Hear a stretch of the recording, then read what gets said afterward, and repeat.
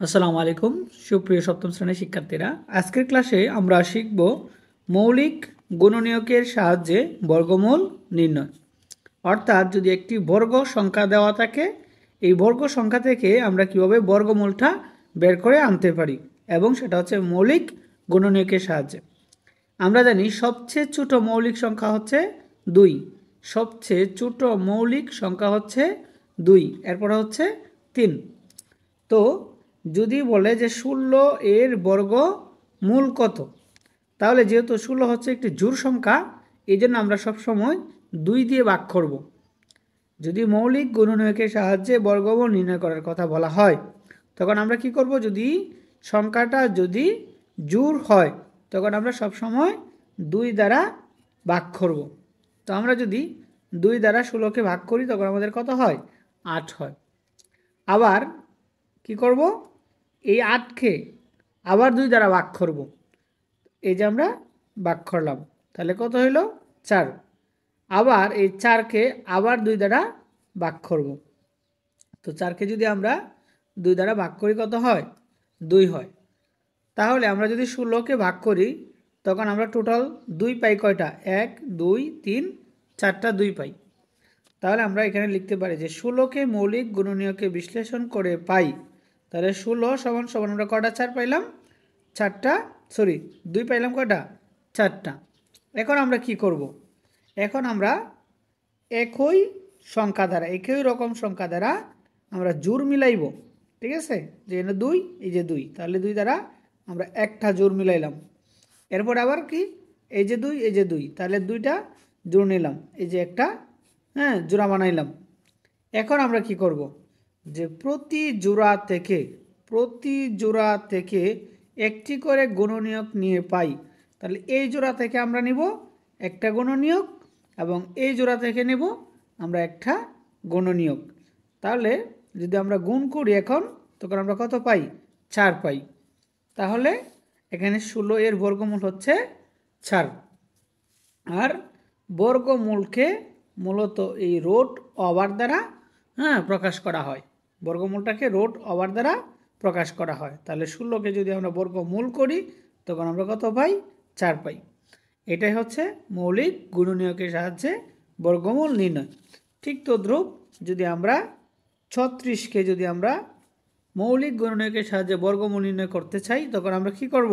প্রথমে দেখব সংখ্যাটা জোড় না বেজোড়। যদি জোড় হয় তাহলে আমরা 2 দ্বারা ভাগ করব। তাহলে আমরা যদি 36কে 2 দ্বারা ভাগ করি তখন আমাদের কত হয়? 18। এখন আবার দেখব যে যতবার 2 দ্বারা ভাগ যায় ততবার ভাগ করতে হবে। এখন বিষয় হচ্ছে আমরা 18কে কিন্তু 3 দ্বারা ভাগ যায় না, যত পর্যন্ত 2 দ্বারা ভাগ যায়, ততবার পর্যন্ত আমরা 2 দ্বারাই ভাগ করব। তাহলে এখানে কত হয়? 9। এখন দেখা যায় সংখ্যাটা বেজোড়, 2 দ্বারা ভাগ যাবে না। এখন আমরা কি করব? এই 3 দ্বারা ভাগ করব। তাহলে 3 দ্বারা ভাগ করলে কত হয়? 3 3 9। আচ্ছা, এখন দেখো আমরা যদি 34কে ভাঙাইলাম, 34কে ভাঙাইয়া আমরা কি পাইলাম? 2, এরপর হচ্ছে আরেকটা 2, এরপর হচ্ছে 3, এরপর হচ্ছে আরেকটা 3। ঠিক আছে, এখন দেখো আমরা এখান থেকে কি করব? জোড়া মিলাইব, এই 2 আর এই যে 2। ঠিক আছে, একই রকম অঙ্ক দ্বারা জোড় মিলাইব। তাহলে এখানেও 3, এখানেও 3। তাহলে আমরা এখান থেকে কি করব? এই জোড় থেকে আমরা সব সময় যদি মৌলিক গুণনীয়কের সাহায্যে বর্গমূল নির্ণয় করতে হয়, আমরা এই ভাগ প্রক্রিয়ার শেষে আমরা গুণাকারে লিখব। গুণাকারে লেখার পরে কি করব? জোড় মিলাইব। ঠিক আছে, জোড় মিলাবো, একই রকম অঙ্ক দ্বারা জোড় মিলাইব।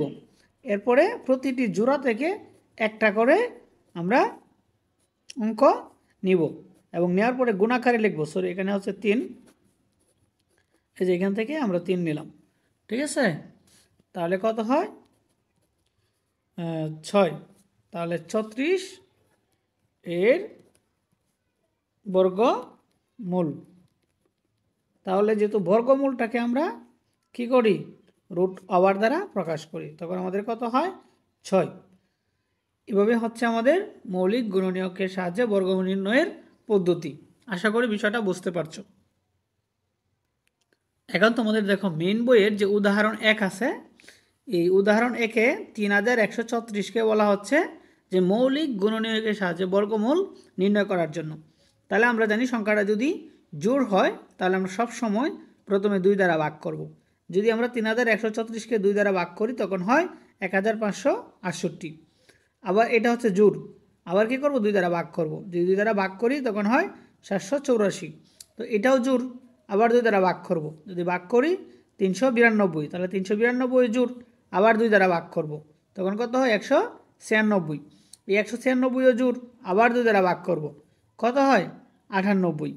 আবার এই 98 যেহেতু জোড়, আবার 2 দ্বারা ভাগ করব, তখন কত হয় 47। তো 47কে 3 দ্বারাও যায় না, 4 দ্বারাও ভাগ যায় না, 5 দ্বারাও ভাগ যায় না, 6 দ্বারা ভাগ যায় না, 7 দ্বারা ভাগ যায়। তো 7 দ্বারা ভাগ করলে কত হয় 7 হয়।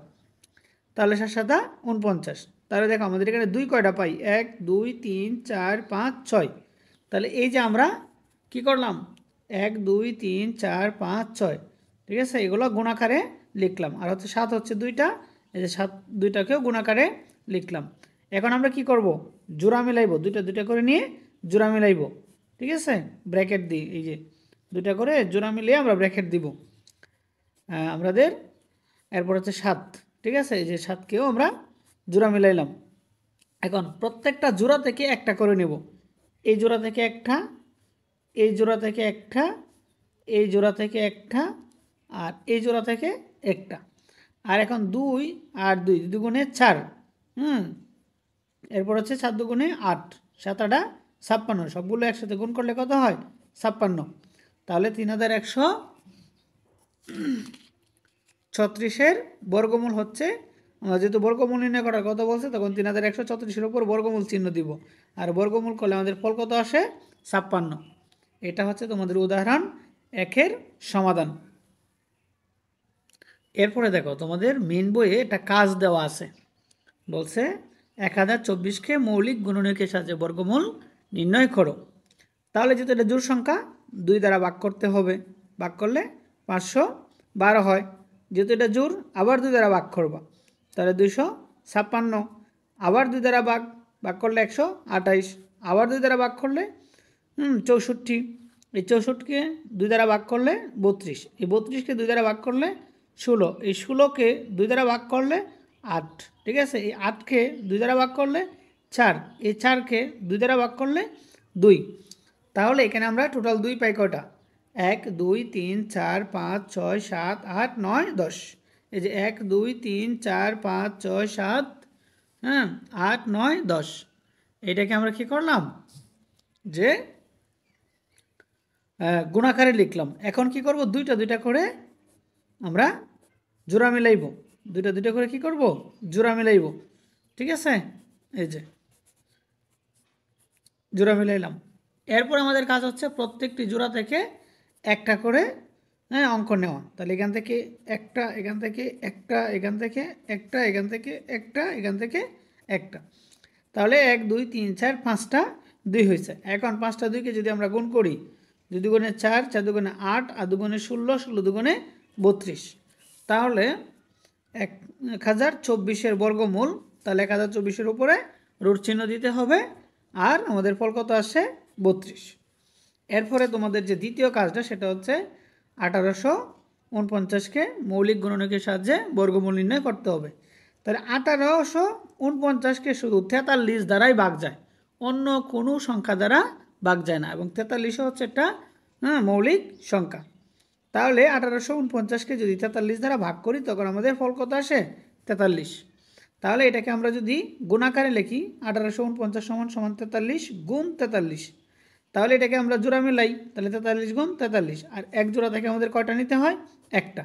তাহলে 1849-এর বর্গমূল হচ্ছে 43। এই হচ্ছে আজকের ক্লাস। ধন্যবাদ সবাইকে ক্লাসটি করার জন্য। পরবর্তী ক্লাসটি দেখার জন্য অবশ্যই চ্যানেলটাকে সাবস্ক্রাইব করে পাশে থাকবে। ধন্যবাদ সবাইকে। আসসালামু আলাইকুম রহমতুল্লাহ।